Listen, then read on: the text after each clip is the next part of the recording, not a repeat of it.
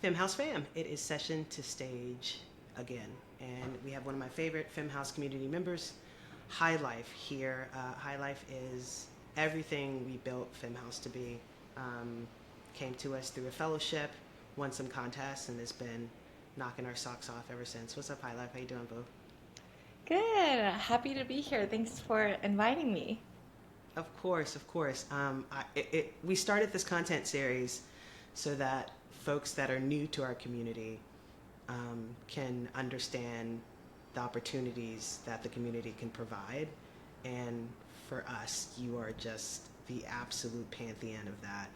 Tell me about how you came to know about Femme House and sort of all the actions that have taken forth since then to sort of get you started on your way and get you flying off high the way you are. Yeah, so I came to know Femme House because I had a friend who actually went to the same college as LP, and this was like a couple years ago, like maybe 5 or 6 years ago, and she was like, and I had just started getting interested in music, and then she told me to check out LP Spotify, and that's kind of how I became, started to know who Leah was starting to follow her like on social media. And I think it must be through social media that I also started to kind of see Femme House, and I saw some other social media accounts promoting the program and everything. And so I think around that time, it had been like a couple years, or maybe 1 or 2 years since I first discovered Leah. And I was starting to get kind of deeper into my journey of music production, and just became really interested in the program because I really wanted that kind of one-on-one, just like being able to work with someone one-on-one, being able to just invest more in like the education side of music production because there's just so much to learn. And I really appreciated like everything that the Femme House, collective offered. So I kind of was just like, you know what, I'm gonna apply and see how it goes. You never know. And then I ended up getting it, which is so great because I got to work with Minnie Bear, who's teaches the program, and she provided me with so much guidance for like the 6 months. And I also used the scholarship to buy some equipment. So it was honestly such a great experience because all of this costs a lot of money usually. It's an expensive kind of hobby to get into, music production. You have to buy plugins, invest in these courses. So it was really nice to be able to kind of just be able to get some support with that. So I really appreciated it. And then also just getting to be a part of, the Groove Cruise contest. And then also in April, I was part of one of the fellows that Femme House sent to the Miami Music Week, which was super cool. I never got to do that, which is such a cool experience. I actually ended up meeting like another songwriter, vocalist there, and we ended up collaborating on a project. And Cool. like we released a song together, and it got picked up by like several editorial playlists. So I was like, you know what? I went there and I got to do that, and that was so amazing. So so those are just like a lot of things, but I gained a lot from the fellowship program. That's awesome. We designed it that way, like our hope is exactly this, supporting independent artists and artists that are just getting started and looking for ways mostly to connect with other artists. And yeah, it's really one of my favorite things about like all the work that we've done together is I often hear from new scholarship fellows in the wake of you being a fellow and that being a part of your artist story that you inspired them to apply. Um, and I'm just wondering, like, how does that feel for you, to go from fellow to like artist, like aspirational artist? Yeah, honestly, it's a surprise because I think I'm kind of hard on myself. So I always feel like I'm a work in progress. So I never really see myself as like, oh, I'm inspire. I mean, I can see it, but like I don't really see it on a, that's so whenever I hear stories of like me inspiring other people to either apply for the fellowship or pick up a creative hobby, it's always really nice to hear because I sometimes forget that because I'm so in the weeds of trying to like develop myself that I feel like, oh, there's still so many things I need to work on. So it's always nice to hear that I'm putting positivity out there. What would you Yeah. say to all these artists that are now looking up to you and want to take sort of the independent route that you've taken and crushed? I know that a big part of your story and something that I think is so sort of self aware and cool about you is that you acknowledge the privilege of having a 9 to 5. I think it's incredible that you work a full time job and operate as one of the hardest working full time artists that I've ever met in like 25 years of doing this work. What advice would you give? What do you tell people that are looking at you as an example and want to do the things that you do? Yeah, I think it's taken me some time to kind of embrace my journey because I think in the age of social media, it's easy to compare yourself to other artists. And I think for a long time, I was like, oh, I'm like still working my corporate job because I still need to like pay the bills. I live in New York and I still want to invest in my music and that costs money. So I still, need to work a job, just like a lot of people in New York. I think there's actually a lot of artists that work 9 to 5 or have like other types of jobs that kind of allow them to pay the bills and also kind of pursue their craft. But I for a long time felt really bad that I felt like it took away almost from my artistry, or it meant that it wasn't there yet or it wasn't good enough. And then I don't know, I just had to have a perspective shift because especially in the past 2 years when I've started to release more music and I've seen also kind of doing it independently and not doing it through a label, and that's not really by choice. I think for a long time I thought, I need to be on a label. I need to release music like through a label, and then through the label they would, help fund these sort of things. But I last year I decided, I'm not going to wait for a label to validate my music. There's actually a lot of benefits of doing it independently. There's a lot of creative freedom. You don't have to get the approval of a gatekeeper. You can kind of just do things your own way. And I think the most important thing is putting your art out there. And so I think having a 9 to 5, having a stable career that gives me the money, like gives me the privilege of also investing in my music career has been really helpful in terms of me being an independent artist and like getting my music out there, which I think is the most important thing, honestly, especially in the beginning parts of your career. Like you just want to put things out there. You don't want to wait because otherwise, if I was just waiting, I could wait for 2 or 3 years before a label finally decides to sign me, and by then it's kind of like you've lost a lot of time, and you never know what's gonna work either. So there's some songs I put out there, I'm like, oh, this is a banger, and it's like, oh, the response was mid, and then some songs I'm like, okay, I think this is cool, and then I put it out there and the response is great. So you just never know. So I think especially when I was a part of the Groove Cruise, won the contest, and I went there and I saw, was surrounded by all these artists who were incredible artists.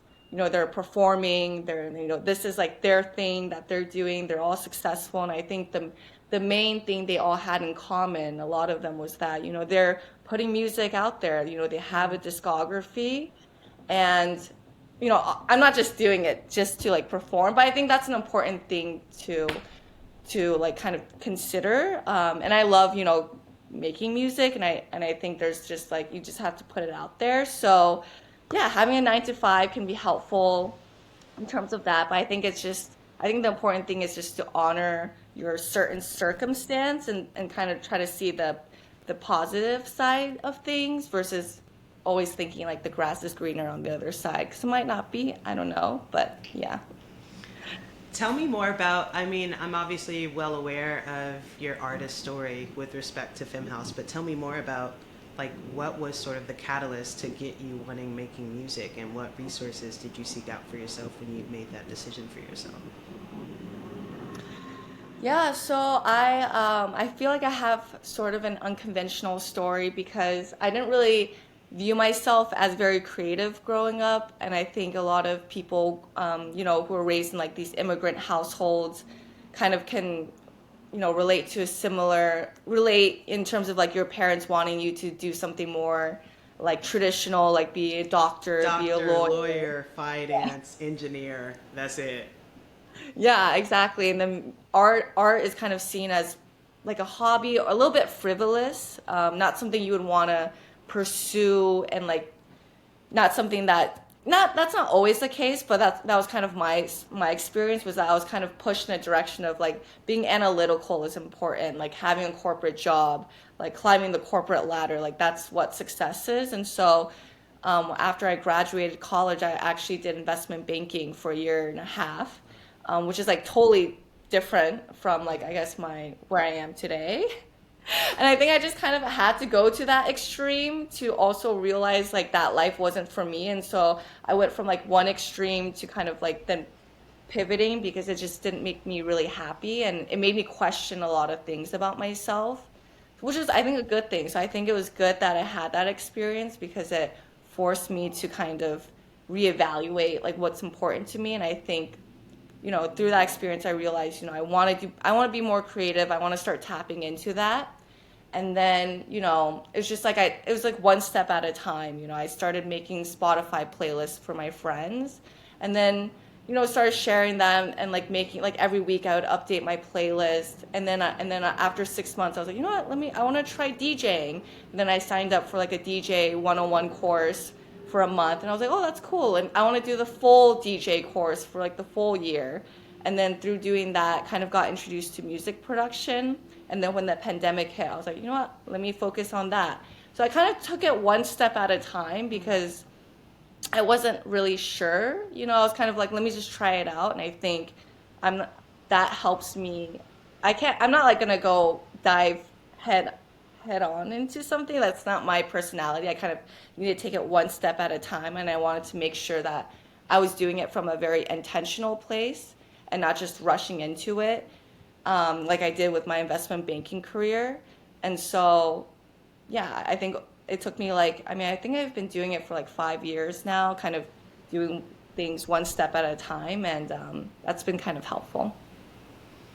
I think that's really important to name, and I think that the community will get a lot out of hearing it. I think that so often, especially in this industry, that like it just seems like it's moving so fast all the time that like one day you wake up and it's just like tech house is all the rage, and then the next day you wake up and it's like all about bass music, and the next day you wake up and it's all about techno, and it's just Yeah. like that can be for someone trying to get started. I can see how that can be really, really intimidating because you're just completely unsure at all times where to start. But I think that one thing we try to reinforce at Femme House is all you have to do is start. There's always going to be a community to carry you to the next step if that's what you want. Tell me about the community. I know that you have a really rich network of other creatives and community that you work with that support you in New York. My favorite example of that is you turned in the best contest submission I think that we've ever seen, which says a lot because the community is constantly bringing it. But everybody was just completely fucking blown away by what you ultimately ended up winning, the Groove Cruise contest. And I remember you very casually telling me, you were like, yeah, some of my friends are filmmakers and we like helping each other. Tell me about the community resources that you've sort of found at your disposal just by leaning into other people in the same headspace as you that want to create and have fun with their friends. Yeah, I think a lot of it, like, I feel like I'm really lucky because I live in an area of, like, I live in Brooklyn, I live in Bushwick, and I feel like this area is just, everyone's really open to collaborating with each other. And there's a lot of artists like me, in different fields, kind of on a similar path. Like, a lot of the people I collaborate with, some of them also have like a full-time job, and like videography is something that they do on the side, and that's their passion that they want to grow.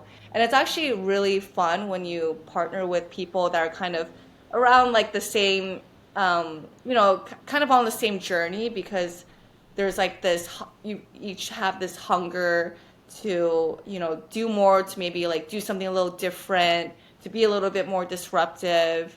And it's just nice to be partnering with people like that. And I feel like I've been really lucky to live in an area where I have access to so many creatives, and a lot of times it's just as simple as just like asking, like, I remember, like, there's one videographer that I started working with, and I got connected to him from like a friend of mine, and then I just kind of started hanging out with him or reaching out to him more. And I always think it's also good to understand like what's the other person's, what do they want to do, Yeah, especially when you're like authentic creating community like, building, right? Yeah. yeah. Yeah, exactly. Like, what do you want to do? Like, what inspires you? Like, what are you excited about? That's cool. Like, this is what I'm doing. Like, how can we like both do something together that's like really, that you're really excited about and that I'm really excited about. So I feel like that's when like the best partnerships happen, when you like, yeah, are able to kind of marry the two. What advice would you have for, future Femme House fellows or community members, or maybe someone that's kicking around our Instagram, sort of like unsure if they want to follow, unsure if they want to dive into the community? What would you say to them? Not just about taking their first step, but like after they do, like sort of like wrapping themselves in what I think is, the best thing about everything that we do, but this like incredible community of people that are passionate and supportive. What would you say to them? Yeah, I would say definitely. Yeah, I feel like definitely just don't be afraid to take the initiative and just reach out. I feel like that's a lot of how my connections first started, is me taking the initiative, DMing someone, or like reaching out to them and just introducing myself. And I think there's a lot that can happen, and I feel like I feel like one of my strengths is I'm not afraid to just take that initiative, take that first step, like make it happen. Maybe it won't happen, and that's fine, or maybe the collaboration doesn't end up going anywhere, and that's okay. But at least you tried, and you never know. And I think the second thing I would, in terms of advice, is just being patient with your journey. 'Cause I feel like that's something that I've struggled with, is feeling like I'm not moving fast enough. I'm not, like, I thought I was going to be here in 5 years, and maybe I'm not. But like, that's okay. And I think with every year that I've been doing this, I've become more and more confident about my sound, about my vision. And that's the result of time and being consistent and honing your craft, and kind of going through ups and downs. And I think that's something you can't really shortcut your way into. But I think that's something that I've had to kind of also learn to, yeah, just like be more patient and understand that things take time, because sometimes on social media you see people blow up and you're like, oh, Sure. maybe I'm gonna blow up. But I think for a lot of people it takes time. You never know what's going on behind the scenes and how long they've actually been working on their craft. So that's just something else I would say. Be That's patient. awesome. I would Yeah. be remiss in not asking about forthcoming projects. I told you before we started talking today that one thing about you, you have a project on the way. So, like, where are you performing? What tracks are you dropping? Where do you drop in the next, $1 million video idea? Like, what's going on with you? Yeah, so this year, one of my big goals was I wanted to release music consistently. I wanted to start really building up my discography and just like getting into the practice of just being really consistent, because I feel like I'm finally ready to do that. So my artist name is High Life, and you can find me on like all the streaming platforms. This year, I've released 3 songs already, and I'm gonna release another kind of deep house, deep '90s house track. In November. So I would just say, yeah, I have a lot of new music on the way, and I have more music coming. So I'm really excited about that. Yeah. Well, congratulations on every bit of success that you've seen. We are so honored and privileged to have played a small part in something that, quite frankly, I believe you were going to do anyway. Um, but you were really a beacon of hope and representation for our entire community and for us internally as the Femme House team. You're one of our star pupils, and it's just watching you blossom every day. It's a real privilege for us, and sort of the impact that we're able to see is what keeps us going to make that impact on other people. And one of our core values is the power of representation. And since you're that for someone else in the community, and you're going to empower somebody to be that for another person, and so on and so on. And that's how we continue to make collective impact. So thank you so much for everything that you do and everything that you bring to our community. And thank you for letting us play the tiniest part of it. Yay! Thank you so much for inviting me, and I'm so grateful to be a part of this community. It's definitely been just played such a big role in my kind of artist development, and yeah, just so grateful to Femme House and what the collective does for a lot of the other artists out there. So yeah, All right. Thank you, High Life. thank you. Um,